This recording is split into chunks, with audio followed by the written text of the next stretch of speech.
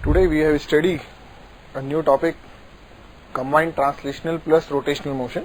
Basically अभी तक अपन ने जो बात करी combined translational plus rotational motion जो बात करी थी उसमें प्योर रोटेशन या फिर प्योर ट्रांसलेशनल मोशन था। मतलब रोटेशन में जो अभी तक की स्टडी करी अपन ने उसमें सिर्फ प्योर रोटेशन अपन ने बात करी। मतलब ऐसी कोई स्ट्रक्चर या ऐसी कोई मोशन के बारे में बात नहीं करी जिसमें ट्रांसलेशन और रोटेशन दोनों एक साथ हो रहा हो। जैसे सपोज करिए आपने क्या करा, एक रॉड को यहाँ से हिंज कर दिया और रॉड को यहाँ से एक पार्टिकल आया टकराया या फिर कोई भी इंपल्स देकर इस रॉड को घुमाया, that means pure rotational motion. ठीक है, अगर पार्टिकल आगे जा रहा है दैट इज सीधे सीधे, तो ये ब्लॉक अगर आगे जा रहा है या पार्टिकल आगे जा रहा है तो that is pure translational motion. तो बेसिकली अब अपन ऐसी स्टडी करने वाले हैं जिसमें रोटेशनल और ट्रांसलेशनल मोशन दोनों एक साथ हो रहे हो, means combined translation plus rotational motion. देखिए कैसे, इसके बारे में अगर कोई एक एग्जांपल लें अपन तो कैसे ले सकते हैं।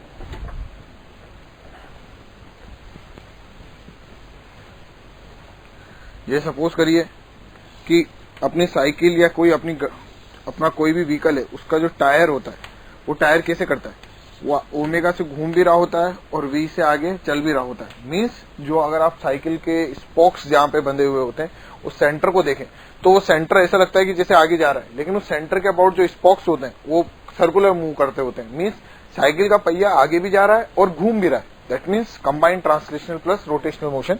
तो अगर मैं इसके बारे में बात करूं तो ये वी से आगे जा रहा है और ओमेगा से घूम रहा है। तो बेसिकली अगर इसका जो पॉइंट है ए, देखिए ये ए पॉइंट क्या होगा कि अगर मैं इस पॉइंट ए के बारे में स्टडी करूं तो देखिए ये ए पॉइंट कुछ देर बाद साइकिल का पहिया यहां पर, फिर कुछ देर बाद साइकिल का पहिया यहां पर, फिर कुछ देर बाद साइकिल का पहिया यहां पर।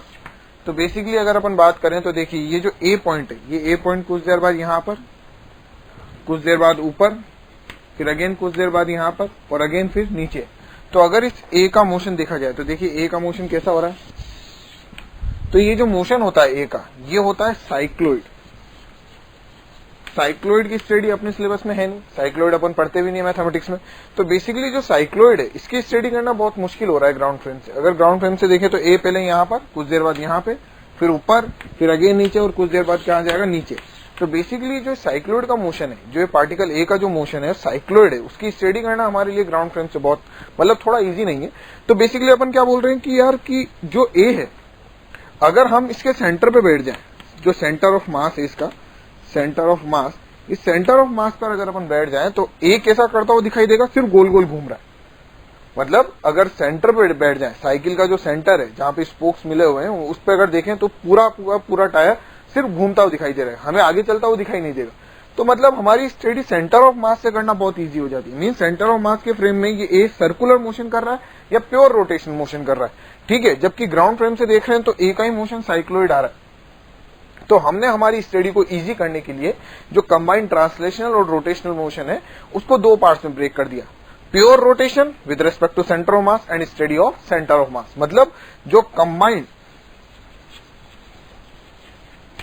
ट्रांसलेशनल प्लस रोटेशनल मोशन है उसको अपन दो पार्ट्स में ब्रेक करके पढ़ सकते हैं। कैसे? Pure rotational about centre of mass plus study of centre of mass. मतलब सेंटर ऑफ मास की स्टडी ग्राउंड फ्रेम से और बॉडी की study centre of mass frame से। तो जो combined translational plus rotational motion है उसकी स्टडी को दो पार्ट में ब्रेक करा, स्टडी ऑफ सेंटर ऑफ मास कि सेंटर ऑफ मास की स्टडी करें सिर्फ ग्राउंड से, ठीक है, और बॉडी की study centre of mass frame में। तो इन दोनों को जब कंबाइन कर दिया जाएगा तो हमारे combined translational plus rotational motion की स्टडी होगी, ठीक है।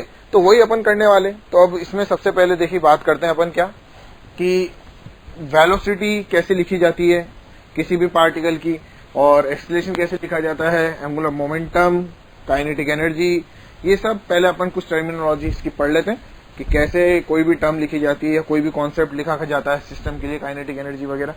तो देखिए सबसे पहले बात करते हैं वेलोसिटी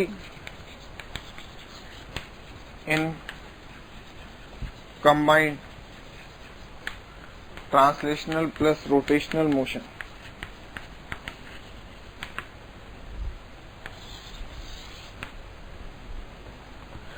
देखिए ये ओमेगा से घूम रहा है और वी से आगे जा रहा है, यानी combined translational plus rotational motion. इसकी स्टडी देखिए कितने पार्ट्स में ब्रेक करी। स्टडी ऑफ सेंटर ऑफ मास, देखिए सेंटर ऑफ मास कितने से चल रहा है, वी से, ठीक है। तो हर पार्टिकल ऊपर कितने से जा रहा है, वी से।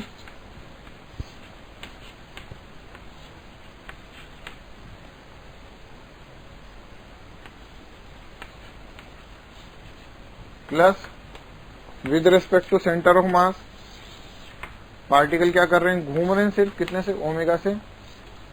तो आर ओमेगा इधर, आर ओमेगा इधर, आर ओमेगा इधर, आर ओमेगा इधर, ठीक है। तो ये तो हुई स्टडी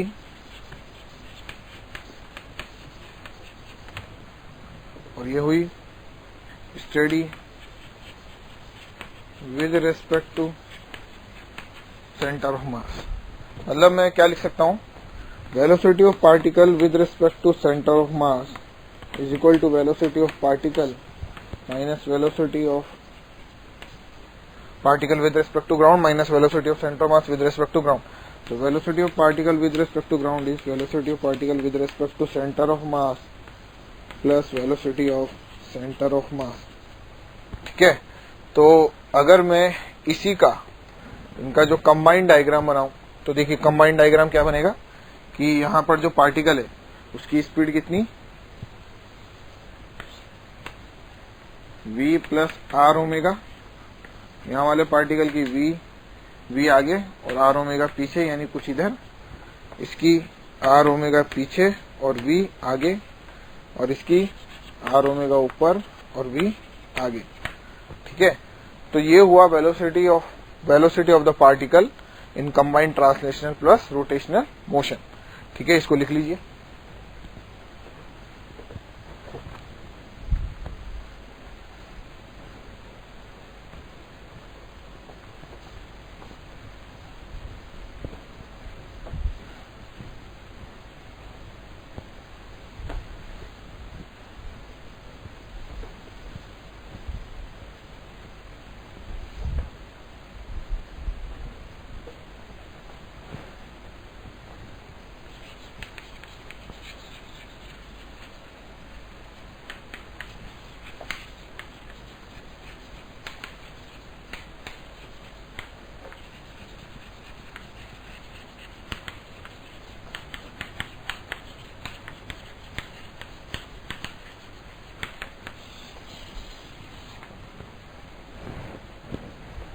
देखिए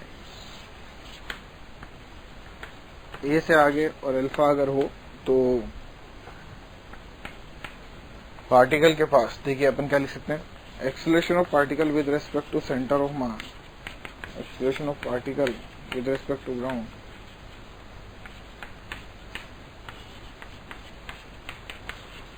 with respect to center of mass। देखिए acceleration of particle with respect to centre of mass,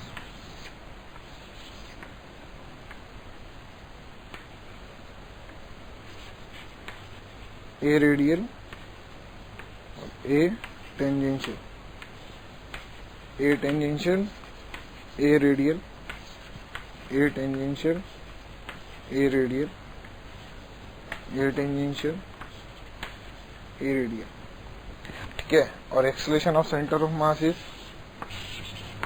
ए। तो बेसिकली जो अपने पास हुआ, acceleration of particle is with respect to centre of mass क्या है, a tangential vector plus a radial vector plus acceleration of centre of mass vector. तो basically जो a tangential है वो क्या लिख सकते हैं अपन, a tangential is equal to are alpha, क्योंकि ए टेंजेंशियल और अल्फा में ये रिलेशन होता है, अपने सर्कुलर में पढ़ा था, A tangential is equal to are alpha, ठीक है। तो ये हो गया अपने पास कंबाइंड ट्रांसलेशनल और रोटेशनल मोशन में किसी भी पार्टिकल का एक्सिलरेशन। रोटेशनल एक्सेलरेशन और ट्रांसलेशनल एक्सेलरेशन दोनों का कंबाइंड, ठीक है।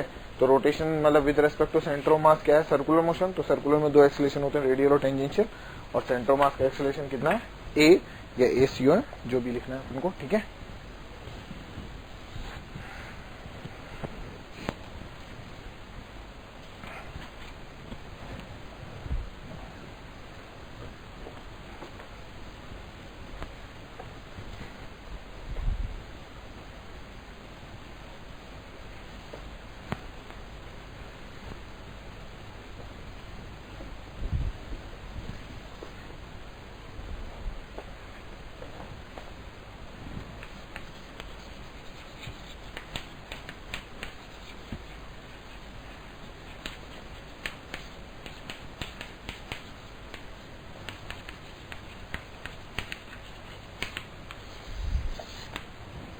देखिए मान लीजिए रॉड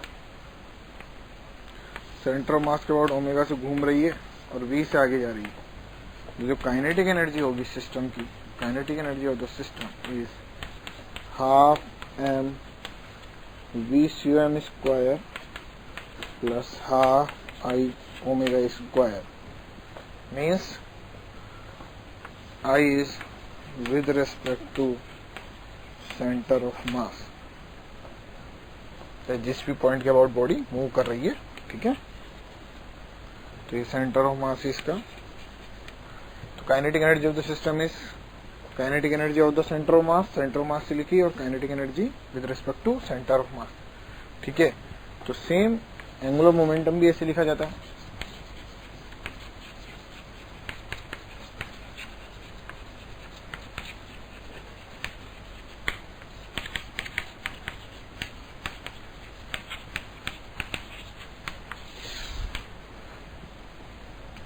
मतलब अगर मान लीजिए कि ये कोई बॉडी ओमेगा से घूमती हुई आगे बी से जा रही है, तो जो एंगुलर मोमेंटम होता है सिस्टम का, वो होता है angular momentum with respect to centre of mass plus angular momentum of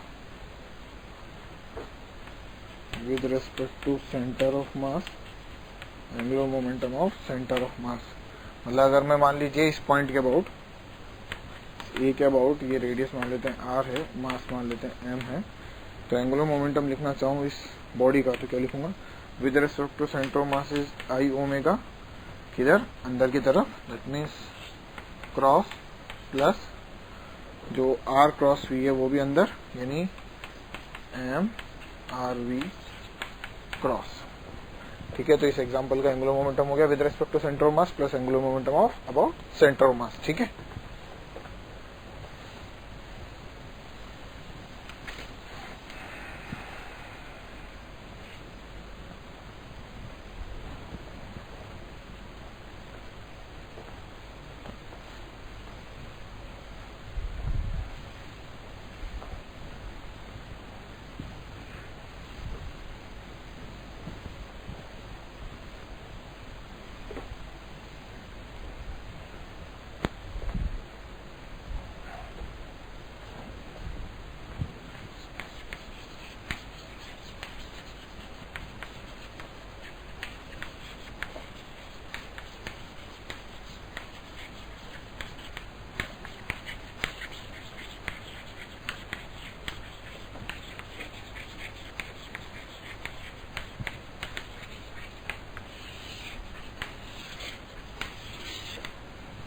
जैसे मान लीजिए कि एक रॉड है, ठीक है, इनिशियली एक ये सेंटर, मान लीजिए पार्टिकल इससे यहां से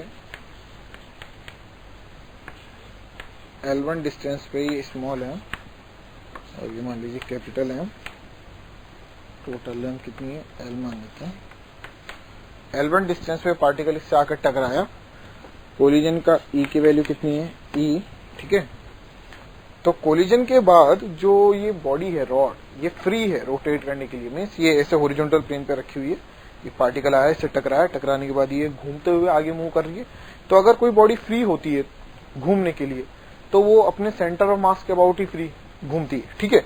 तो बेसिकली जो बात हुई क्या, कि कोलिजन से पहले ये सिचुएशन है, ठीक है, इस लाइन में पार्टिकल आ रहा है, ठीक है। और कोलिजन के बाद क्या हुआ, मान लेते हैं कि इस पार्टिकल की स्पीड हो गई v1,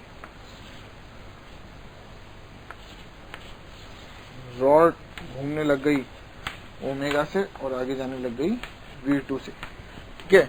और इसकी स्पीड मान लेते हैं कितने से आ रहा था, v0 से। तो देखिए कोलिजन के बाद ये बिफोर कोलिजन और ये आफ्टर कोलिजन, ठीक है। तो अगर अपन बात करें क्या कि जब कोई बॉडी फ्री होती है तो वो उसके सेंटर ऑफ मास के अबाउट ही घूमती है, ठीक है। तो सेंटर ऑफ मास के अबाउट अगर वो घूम रही है तो बेसिकली अगर अपन बात करें तो देखिए यहाँ पर क्या जो भी इम्पल्स लगा उस इम्पल्स से जो भी टॉर्क बन रहा है, नेट टॉर्क 0 बन रहा है। मीन्स जब ये बॉडी यहाँ से टकराएगी तो इस पे नॉर्मल इधर, इस पे नॉर्मल इधर, तो जो भी नॉर्मल के जो टॉर्क बनेंगे वो इक्वलेंट अपोजिट बनेंगे, यानी नेट टॉर्क सिस्टम पे 0। और जो फोर्स बने हैं वो भी नेट फोर्स भी 0 है क्योंकि फ्री है, कोई हिंज फोर्स वगैरह नहीं है। तो यानी एंगुलर मोमेंटम भी कंजर्व है और लीनियर मोमेंटम भी कंजर्व है। तो अगर मैं सबसे पहले लीनियर मोमेंटम कंजर्व करूं तो लीनियर मोमेंटम कंजर्वेशन, ठीक है। तो पहली इक्वेशन क्या आई कि पहले मोमेंटम था mv0, बाद में मोमेंटम कितना हो गया, इसका मास m, इसका मास कैपिटल M, तो बाद में हो गया mv1 प्लस कैपिटल mv2, ठीक है। तो ये हो गया अपना linear momentum conservation. Angular momentum आप किसी भी पॉइंट के अबाउट कंजर्व कर सकते हो, लेकिन अगर आप इसी पॉइंट के अबाउट ए के अबाउट लिखेंगे तो देखिए हमें दो एंगुलर मोमेंटम लिखने की जरूरत नहीं पड़ेगी, इनिशियली और इसका फाइनल। लेकिन अगर अपन किसी और पॉइंट के अबाउट लिखते हैं तो हमें इन दोनों का एंगुलर मोमेंटम भी लिखना पड़ेगा। तो यानी एंगुलर मोमेंटम कंजर्वेशन अगर देखें अबाउट ए तो देखिए L initial is equal to L final. तो एल इनिशियल कितना हो गया 0, एल फाइनल में भी इसका भी मोमेंटम नहीं लिखा जाएगा, ठीक है। बस इस रॉड का मोमेंटम लिखा जाएगा। तो ये pure combined transition plus rotational motion है, तो क्या लिखा जाएगा, आई ओमेगा, सेंटर मास के अबाउट घूम रही है तो आई ओमेगा अंदर की तरफ क्रॉस, प्लस ये डिस्टेंस कितनी थी L1, तो L क्रॉस V बाहर, यानी अगर इसको अपन नेगेटिव लिखते हैं तो इसको पॉजिटिव लिख लें, बाहर की तरफ कितना mv2 L1, mv2 centre of मास का कितना v2 इंटू L1। तो ये हो गई अपने पास इक्वेशन 2, ये हो गई इक्वेशन 1। अपने पास कितने वेरिएबल है, देखिए ओमेगा, v1 एंड v2। तो एक इक्वेशन और किसकी लिखी जाएगी, E की। तो E की अगर इक्वेशन लिखें तो देखिए क्या है, collision, velocity of separation upon velocity of approach. तो इस पॉइंट की वेलोसिटी कितनी होगी जो L1 पर है, ओमेगा से अगर ये बॉडी घूम रही है तो बेसिकली मैं क्या बोल सकता हूं कि इस पॉइंट की वेलोसिटी हो गई अपने पास v2 प्लस ओमेगा L1, क्योंकि r ओमेगा होती है तो ओमेगा से घूम रहा है तो सेंटर ऑफ मास के about omega L1 plus v2। तो वेलोसिटी ऑफ सेपरेशन हो गया v2 plus omega L1 minus v1, velocity of separation upon velocity of approach कितनी v0।